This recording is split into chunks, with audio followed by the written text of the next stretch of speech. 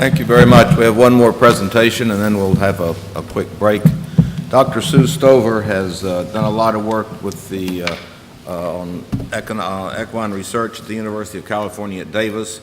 She has a couple of subjects, risk factors for most musculoskeletal injuries, and then we're really excited to have some preliminary findings from her work on racing surfaces. Dr. Sue Stover.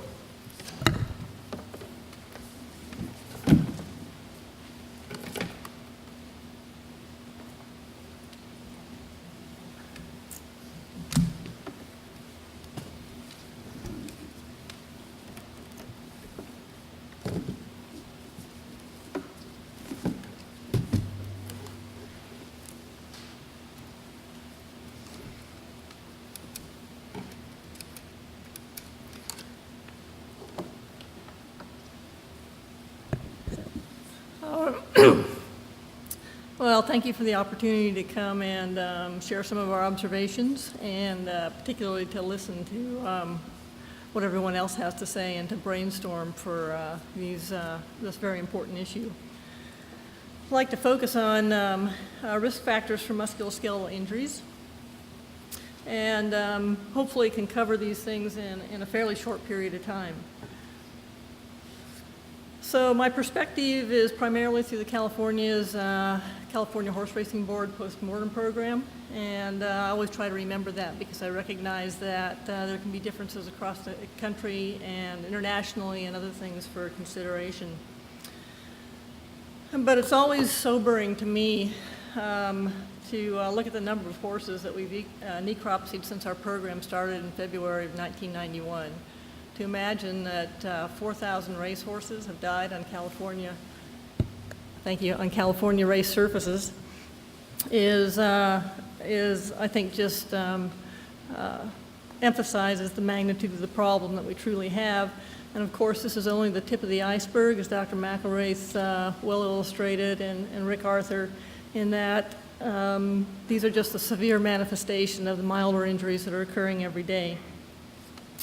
2005, we had 342 racehorses die at California racetracks, predominantly thoroughbreds, because thoroughbreds are a major component of racing, with roughly every year 78 to 83% of horses that die are due to musculoskeletal injuries and associated fatalities, with injuries occurring both during racing and training. Equally as sobering is the fact that despite increases in knowledge over this period of time, that our number of fatalities appear to be increasing over time. And this is associated with more injuries per starter per year over time. So with increasing information, we still haven't made as much headway as we would like to, if any, toward solving our problem. Recognize that injuries occur throughout the musculoskeletal system. Just an illustration showing where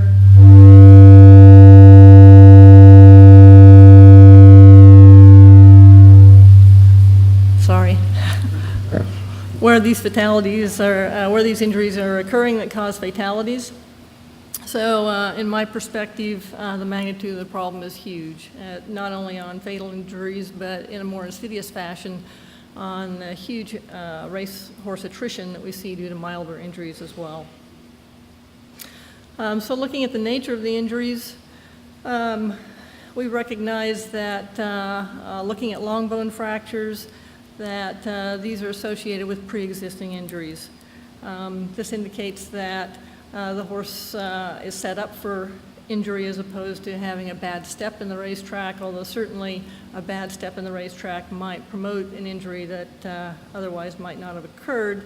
In general, there's pre-existing damage, and we can see this illustrated here in this fractured humerus by looking at all of this periosteal callus, which is the horse's attempt to create a Band-Aid for an underlying problem, which in this case is a stress fracture that pre-existed in the bone.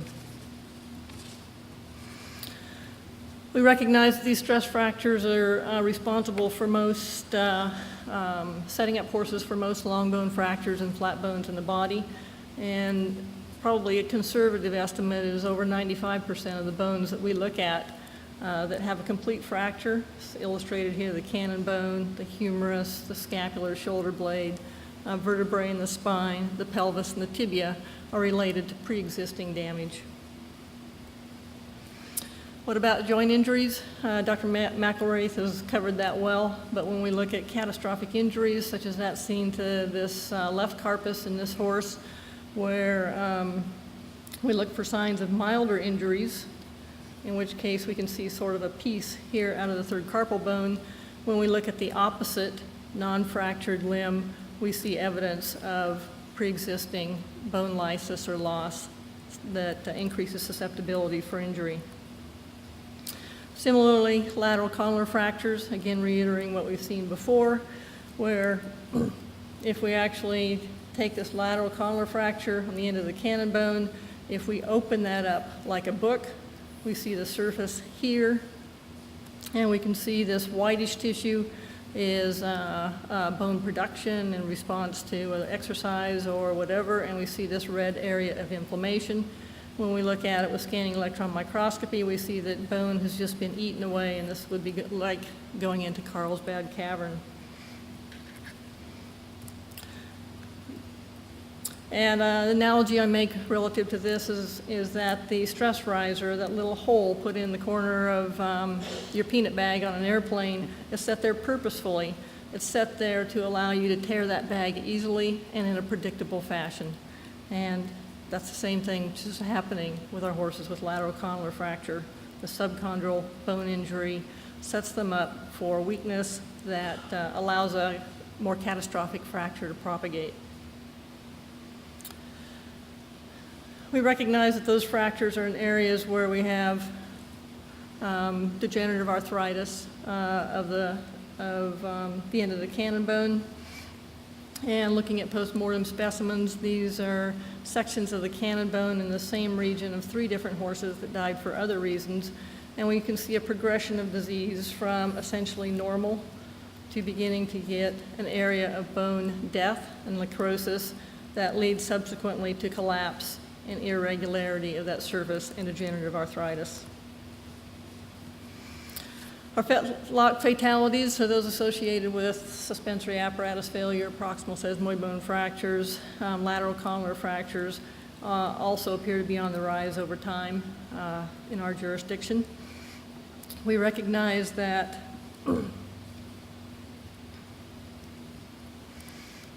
that the fetlock is under a great degree of stress, or the structures that support the fetlock during locomotion.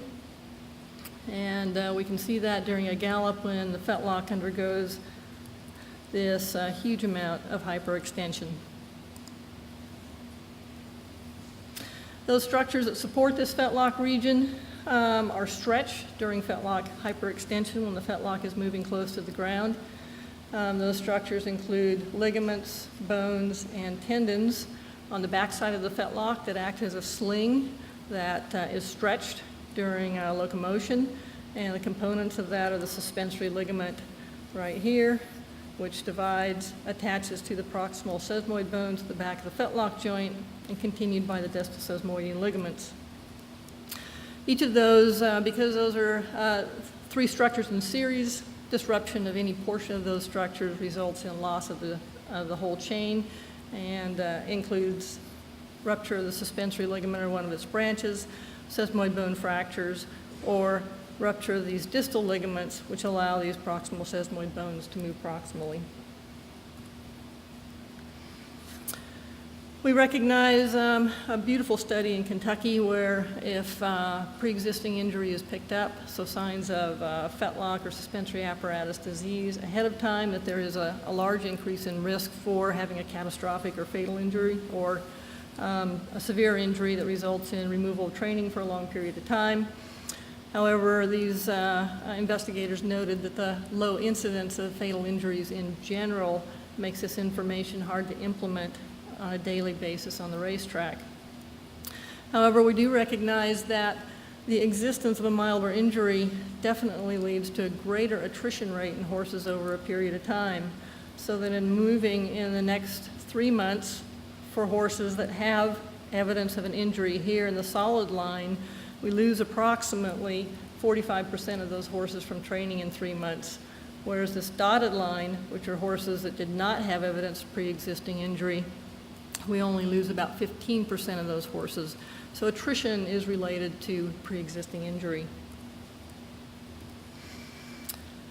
In recent work, we've looked at 328 horses over a large percentage of them with proximal sesamoid bone fracture. When we look at these fractures, this is typical horse that died as a result of 2 fractures, one in each proximal sesamoid bone. We've recognized when looking at these that if we look at the fracture line, if we break a piece of chalk, we expect that line to be fairly straight, similar to this portion. But if we notice how the line gets irregular in here, that's an indication that there may be some other things going on. And more recently, we have found evidence in looking at these horses that there in fact is a pre-existing with proximal sesamoid bone fractures as well, illustrated on these 2 illustrations where we've got bone lysis or loss, again setting up a sort of a stress riser situation where now it's very simple for a fracture to propagate because this is the only portion of the bone that's really able to resist that. Okay, so the nature of the injuries that we're looking at or we're seeing, which would be complete bone fractures and fetlock breakdowns in the bone, would be they're almost a very huge, conservatively over 90-95% associated with pre-existing damage. That to us gives us an opportunity, to me a huge opportunity, because we have an opportunity to prevent injury if we can understand how they develop. So the musculoskeletal system is just like any other engineering structure in certain regards. For example, this piece of wood, if we want to break it, we can break it in a single bending motion if we put a high enough load on, or we can bend it simply by cycling it at a low load, so bend, bend, bend, bend until it begins to sustain damage so it doesn't go back to its original straight shape and ultimately will break. Well, bones from our horses are no different in this regard. As the horse moves down the racetrack, with each stride they're incurring some damage within the bone.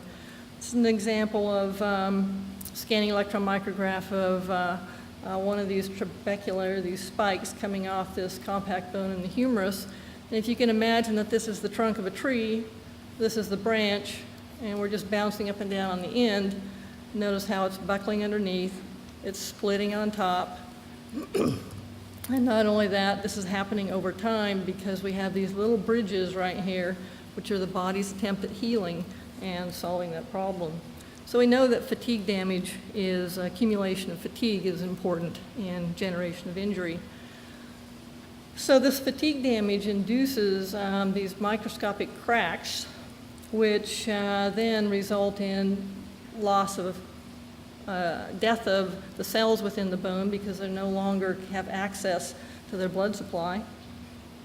Unlike inert structures, the body has the ability to repair and remove this damage, which is why we can continue. But that's carried out by coupled events cellularly, so that the first thing that happens is that the dead tissue has to be removed because it's a solid like concrete. That happens like demolition of a building. It happens very quickly. Crane comes in, swings a ball and tears the bone down. And this ends up with an osteoporotic circumstance creating the stress riser. We can see that when we look histologically at stress fractures.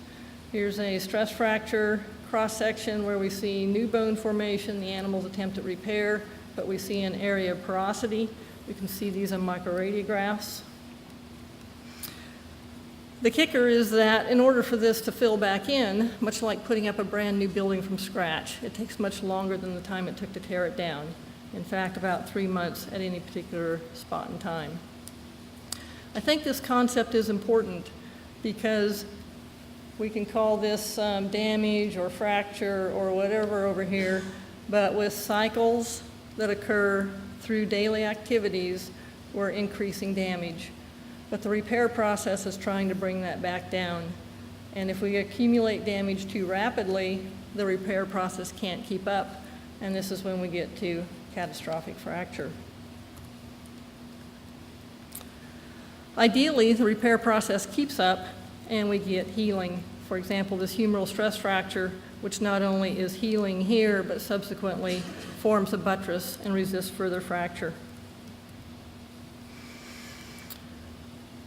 And it is only when the bone damage exceeds the rate of repair that we actually get catastrophic fracture. Okay, so I think it's important to understand that for injury development, we have these two competing rates, the rate at which we incur damage in the bone and the rate at which it can repair. And we can look at this schematically in this diagram, where the repair rate in healthy animals like our horses is rate limited. They're young animals, they're nutritionally adequate, and in general, they can repair at the optimal rate. So the area that we can affect is the area of creating the damage itself. And is related to fatigue, that's related to two factors: the number of cycles that we put on the sticks or the bones of the body, and the load magnitude. Now those factors, the number of cycles and load magnitude, can be translated in our circumstances with the distance a horse moves, and because that's the greater strides it takes, the greater number of cycles that the bones of the horse see. The load magnitude can be interpreted in terms of speed. The higher the speeds, the greater the load on the musculoskeletal structures, effects such as conformation, shoeing.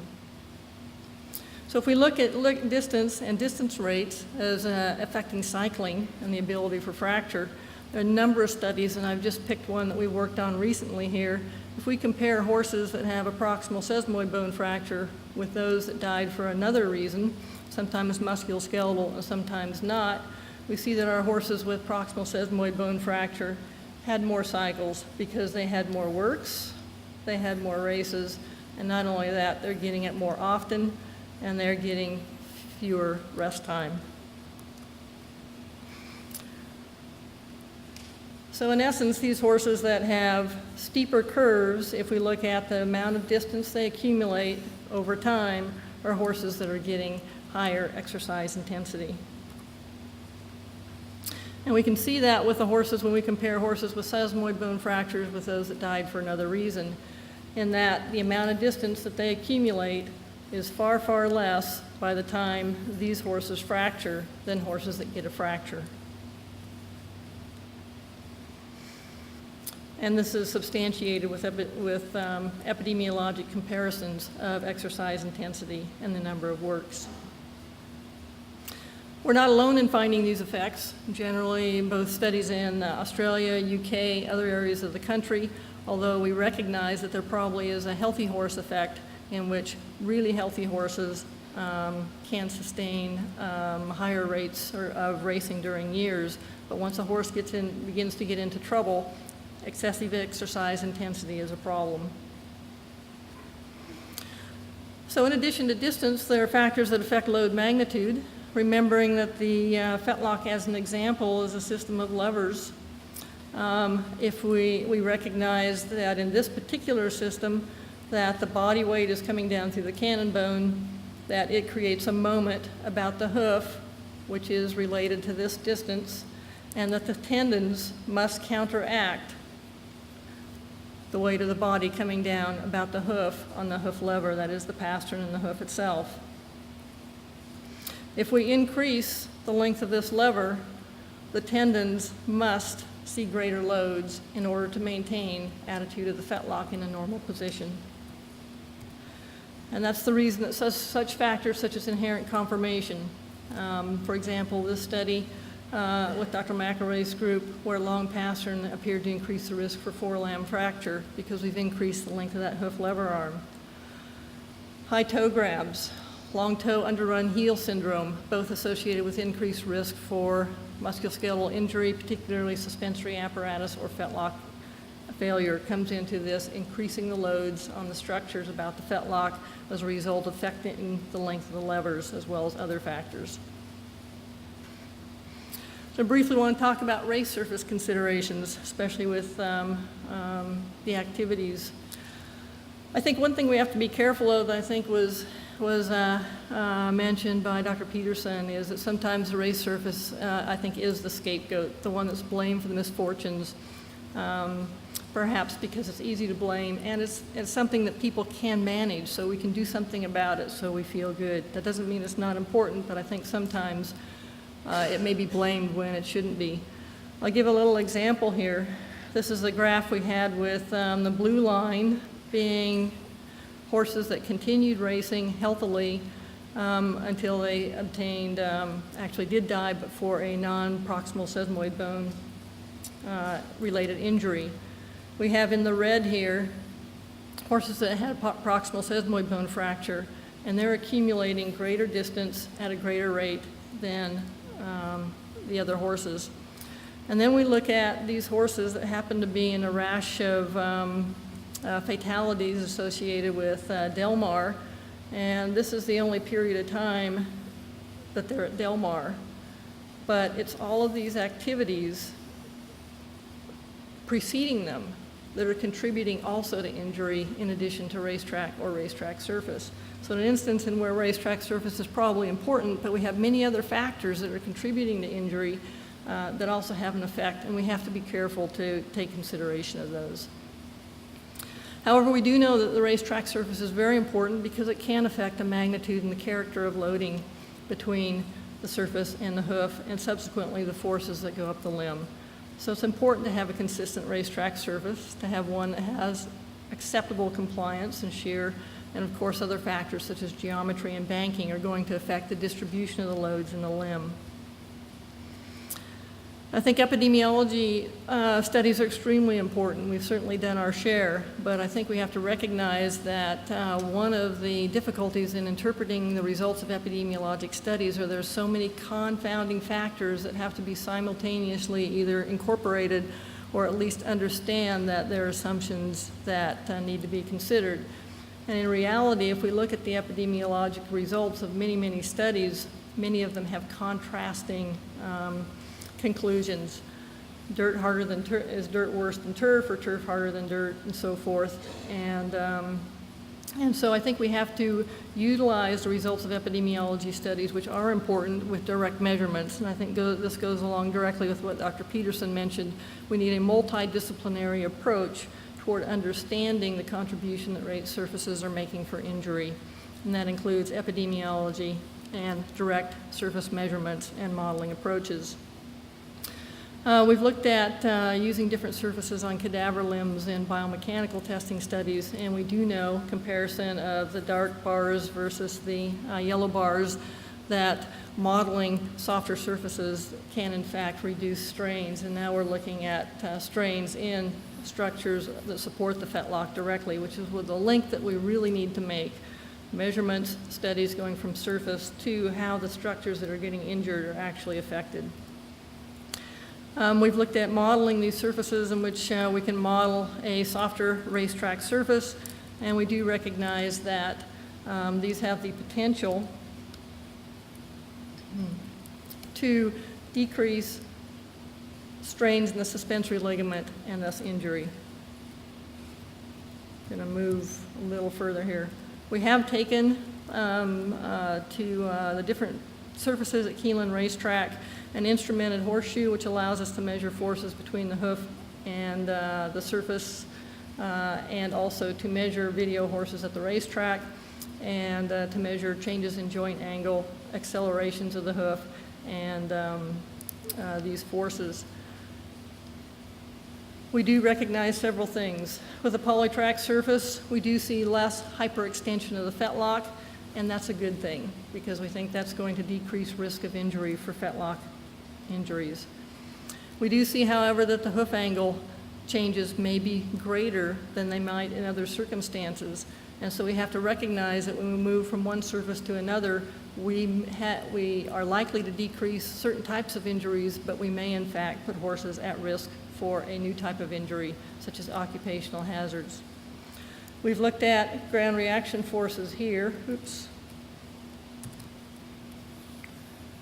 And what I want to focus on here are accelerations of the hoof interfacing with the racetrack, particularly these accelerations and decelerations as the hoof is coming in contact with the ground, is in contact with the ground and leaves the ground. And we recognize that the decelerations, one of the things that Dr. Peterson mentioned, appears to be smaller with polytrack than with turf and nearing significance for the dirt surface. We look at the number of vibrations that the hoof has when it interfaces with the surface, and once again, it appears that the polytrack from this particular study appears to be more consistent, and the character of the hoof is more predictable for the horse so that it's not vibrating or moving around so much.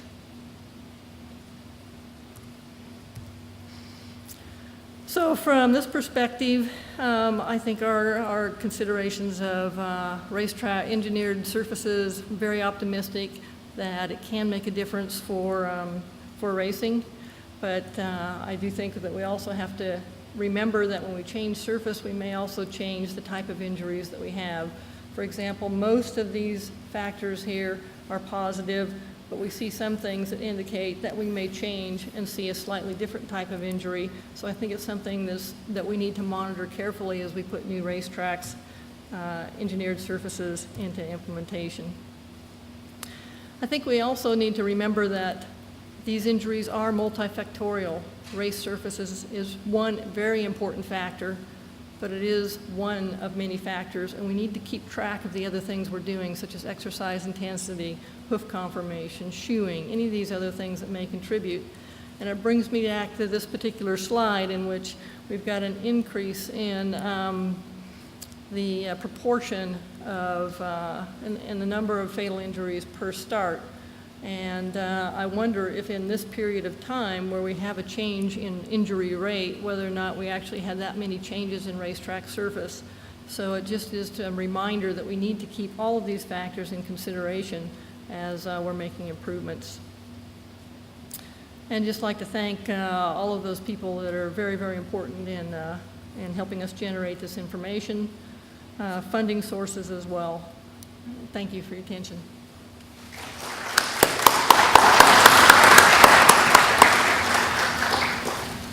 Thank you very much, Dr. Stover.